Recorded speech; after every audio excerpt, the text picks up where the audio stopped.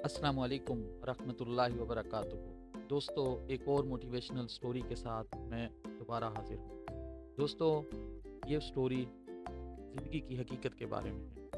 1937 में इंग्लैंड में चेल्सी और चार्ल्टन के माबैन फुटबॉल का लीग मैच खेला गया और मैच को 60वें मिनट में शदीद धुंध की वजह से रोक लिया गया।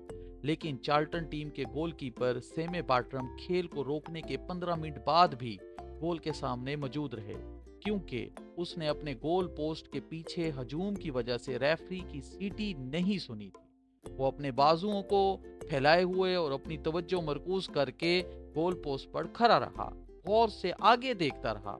और 15 मिनट बाद जब स्टेडियम का सिक्योरिटी अमला उसके पास पहुंचा और उसे इतला दी कि मैच मनसूख कर दिया गया है, तो सेमे बार्टम ने शदीद गुस्से में का इजहार करते हुए कहा, कितने अफसोस की बात है कि जिनके दिफा के लिए मैं खड़ा हुआ था वो मुझे ही भूल गए। जिंदगी के मैदान में दोस्तों, कितने ही ऐसे साथी मौजूद होते हैं जिनके मफादात के दिफा के लिए हमने अपना वक्त, सलाहियत और तवानाई सर्फ की होती है, लेकिन हालात के धुंध में वो हमें भूल जाते हैं। यानी हालात की जो धुंध होती है, हालात की जो मुश्किलात होती हैं, वो हमें भूल जाते हैं। इसलिए सबके मफादात का ख्याल जरूर रखें, मगर कभी किसी से कोई उम्मीद या तवक्को कभी ना रखें।